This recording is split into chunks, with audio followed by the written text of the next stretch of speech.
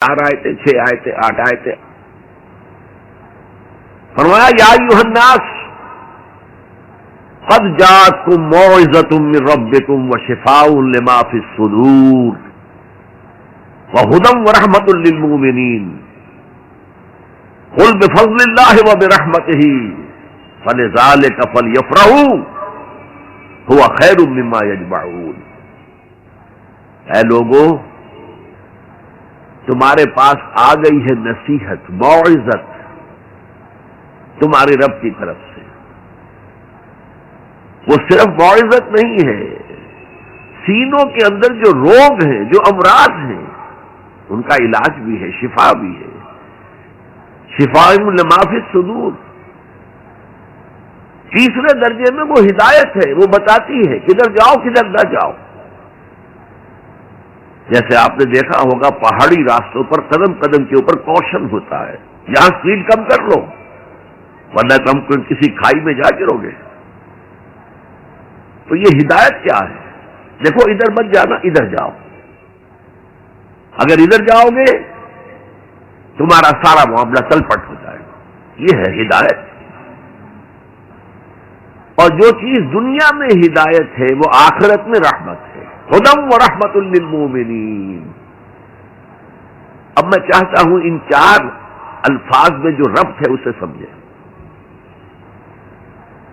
دیکھیے، اگر کسی ایسی زمین پر بارش برسے جو اوپر سے بہت سخت ہے تو پانی بہہ جائے گا، زمین میں جذب نہیں ہوگا تو کوئی رویدگی پیدا نہیں ہوگی.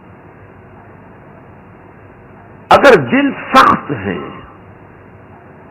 تو قرآن مجید ان پر کوئی اثر نہیں کرے گا.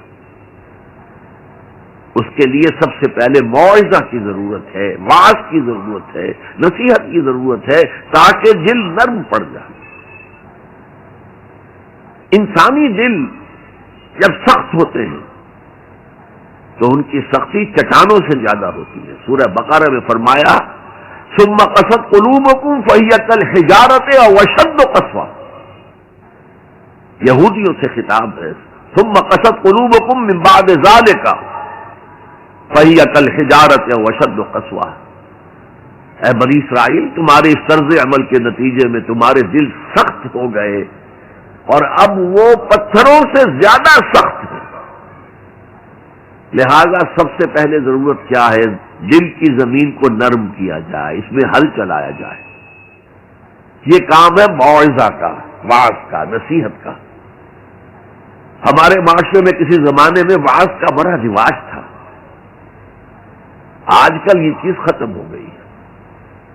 بلکہ واعظ کو گھٹیا بات سمجھا جاتا ہے. بھائی کوئی عقلی بات کرو، کوئی علمی بات کرو، تم تو واعظ کہہ رہے ہو.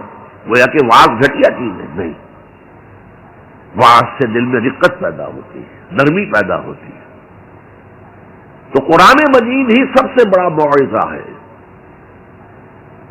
ہم نے بدقسمتی سے کیا کیا، جب واعظ کہے جاتے تھے تب بھی مثنوی مولانا روم سے، ضعیف احادیث سے،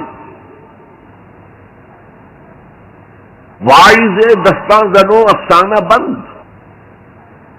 واعظ بڑے اونچے اونچے ہاتھ چلا کر اور افسانہ جو ہے بیان کر رہا ہے، لیکن اس کا حال کیا ہے؟ از خطیب و دیلمی گفتار اوست، بعض ضعیف و شاذ و مرسل کار اوست.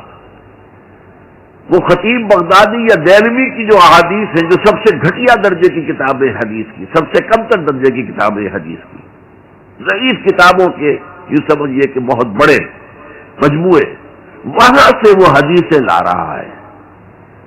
الضعیف و شاذ و مرسل کار ہو، ضعیف حدیث، شاذ حدیث، مرسل حدیث سے وہ بیان کر رہا ہے. قرآن سے اس کا کوئی تعلق نہیں. قرآن مجید سب سے بڑا واعظ ہے. یا ایھا الناس قد جاءتکم موعظۃ. یہ دل کو جب نرم کرتا ہے تو پھر اس میں جذب ہوتا ہے. یہ سیکنڈ سٹیپ ہے اس کا. اور جب دل میں جذب ہوگا تو دل کے اندر کی بیماریوں کو دور کر دے گا. دل کے اندر کی بیماریاں کون سی ہیں؟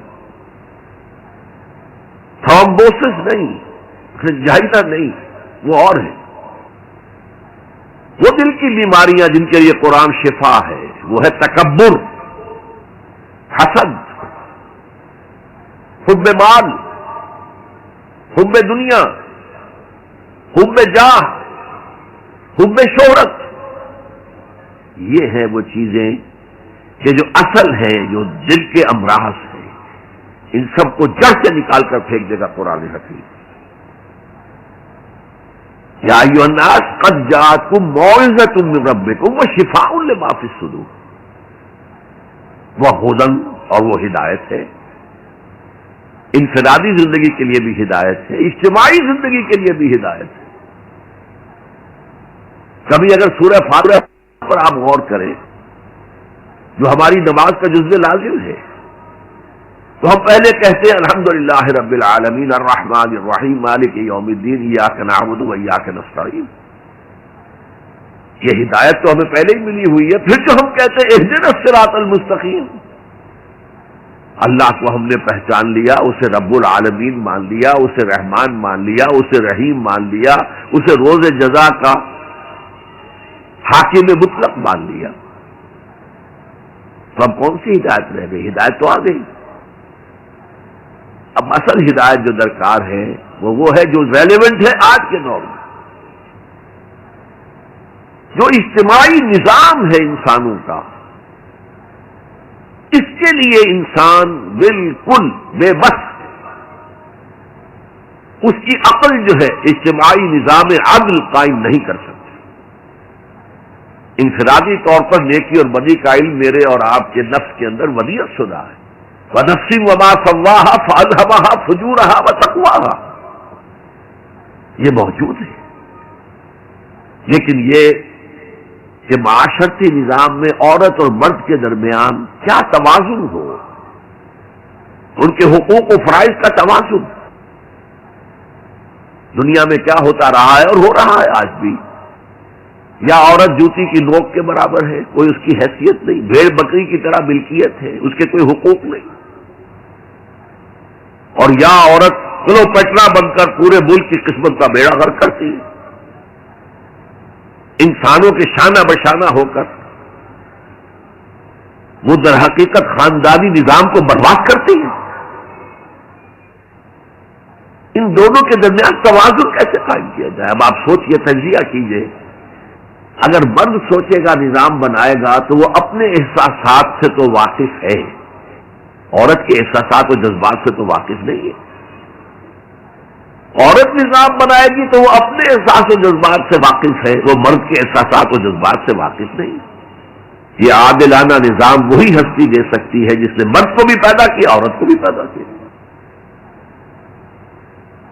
ایک امپلائر امپلائی ریلیشن شپ ہے، کارخانے دار ہے، وہ لوگوں کو رکھتا ہے مزدور۔ اب جو بھی پروڈکشن ہو رہی ہے، جو نفع ہو رہا ہے، اس میں کتنا حصہ مزدور کا ہونا چاہیے، کتنا سرمایہ دار کا ہونا چاہیے، کون طے کرے گا؟ یا سرمایہ دارانہ نظام بن جائے گا اور مزدور کمر توڑنے والی محنت کرنے کے باوجود زندگی کے بنیادی جو تقاضے ہیں ان کو بھی حاصل نہیں کر سکے گا۔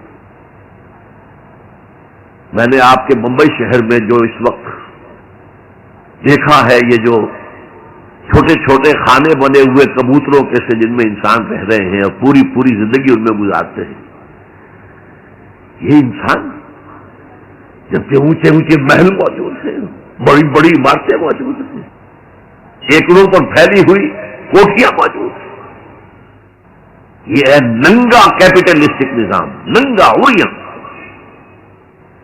اسی کا رد عمل تھا جو کمیونزم کی شکل میں ظاہر ہوا، ایکویلٹی ہونی چاہیے، لیکن اس کمیونزم نے شکل اختیار کر لی ون پارٹی ڈکٹیٹرشپ۔ تمہیں کوئی حق حاصل نہیں ہے، نہ کچھ کہہ سکتے ہو، نہ تنقید کر سکتے ہو، نہ رائٹ آف ایسوسیشن ہے، نہ right of expression of opinion ہے، بس کام کرو، تنخواہ لو، روٹی کھاؤ، اللہ اللہ خیر کرو۔ یہی وجہ ہے کہ وہ نظام بھی مر گیا۔ اسی طریقے سے کسی بھی نظام میں اگرچہ حاکم مطلق تو اللہ ہے، پھر بھی کوئی نظام آپ بنائیں گے تو کچھ حکام ہوں گے، اولو الامر ہوں گے، خلافت راشدہ